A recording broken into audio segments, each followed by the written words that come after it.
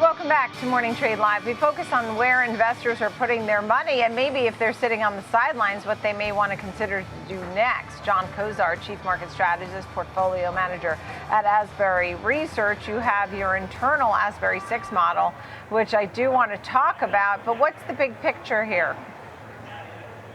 The big picture is the market's been strong. Obviously, the market's been strong. Our Asbury 6 went to 4 or more green or bullish on April the 23rd. It just actually turned to 4 red. That's a negative reading after the close yesterday. But in the meantime, we picked up 13% of upside in the S&P 500. The sector rotation has been fast and furious. Let's talk about this first. So this is our internal gauge of what the internal health of the market is. Kind of when you go to the doctor's office and he checks your pulse and he checks your reflexes. This is what that is for the market. 4 or more that are red. Right now we have the rate of change, investor asset flows, volatility, and breadth in the market. All of those are negative. It suggests the market is starting to soften up on a very tactical basis. But again, it had us in the market on April the 23rd, so I'm happy to ring the cash register here, even if it's just for a short time. Asset flows, volatility, market breadth. Those are worrisome at this point now?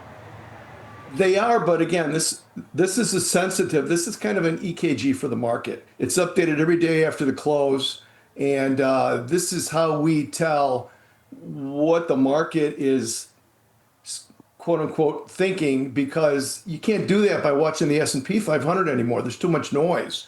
The market's up 100 today, it's down 100 tomorrow. A tweet comes out, a news flash comes out, and it's just too hard to gauge, and it's really pushes your buttons from an emotional standpoint if all you're doing is staring at the S&P 500 all day. So this allows me to make a lot more rational decisions and follow the signal rather than the noise. Look, we were 5-1 here up till pretty much yesterday. You had 5 in the bullish camp versus the bearish camp. So it was very clear what the direction was. Now you have this change that's happening, and you have 4 or more in the bearish camp. Is there a time where you sit with 3 and 3 for weeks on end and scratch your head? There are. It's a great question. And we call it blinking.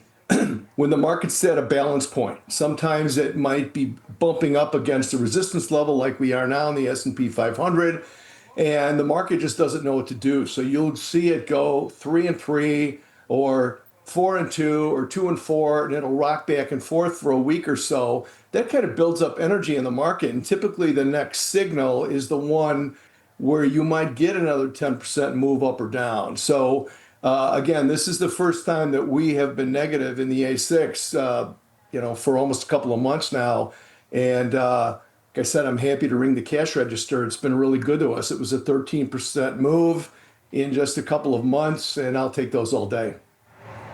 Look, I mean, these can change on any given day. I mean, that's the one thing. You're not putting everything in, and then it's not a buy and hold or a sell and sit forever. I mean, it's certainly you have to be nimble, and this is an actively managed kind of way to manage your money type of thing.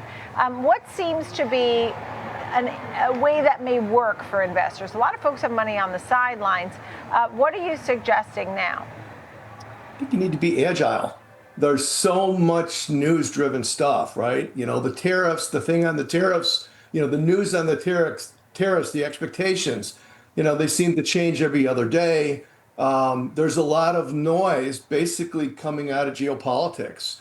So to me, following a quantitative methodology, which is basically what the Asbury 6 is, you don't get caught up in all the noise, and you're doesn't matter what I think of what may happen with tariffs or what may happen with Powell, blah, blah, blah.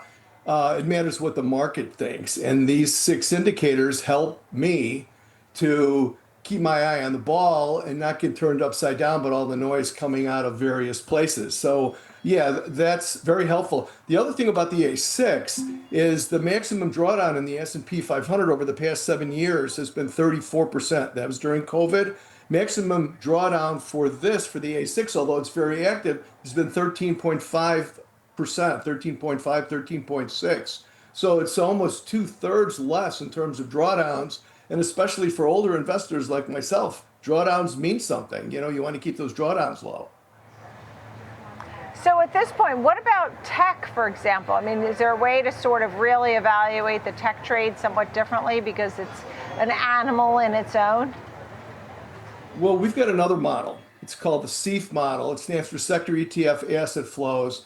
And that has had technology, or XLK. There it is. XLK has been ranked #1 since April the 28th. And since then, XLK has risen by 17%, and it has outperformed the S&P by 7%.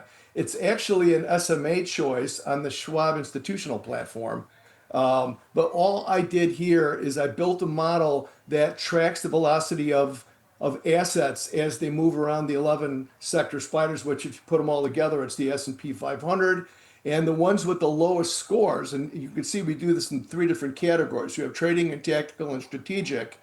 And the lowest scores mean there's the highest velocity of assets that are moving into that particular sector in several time frames, in 3 different time frames. So right now the top 3 are technology, communication services, and consumer discretionary. So we got XLK, XLC, and XLY on the sector spiders.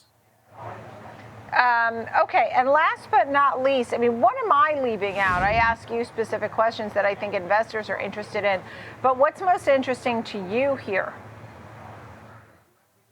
The most interesting thing to me, I think, is it looks like we're at an inflection point on a tactical basis. I look at a lot of stuff. I look at a lot of relationships. I look at stocks versus bonds. I look at leveraged ETFs versus regular ETFs. I'm looking at interest rates. I'm looking at the dollar, which is sitting at a 3.5-year low. It looks like we're at a point here where if the market can't start to move higher again over the next week or so, we could be in for a surprisingly sharp move down. I think the bottom is in as far as the April lows go. There's a lot of more longer term metrics that I look at that suggest that's a multi-quarter bottom that we made on April the 7th. But I think again, if we can't like shift into second gear here over the next week or so, I think we're going to see a move down, and I think it could be fairly aggressive. So I've kind of got my head on a swivel for that. That's the sound bite, guys. That was it.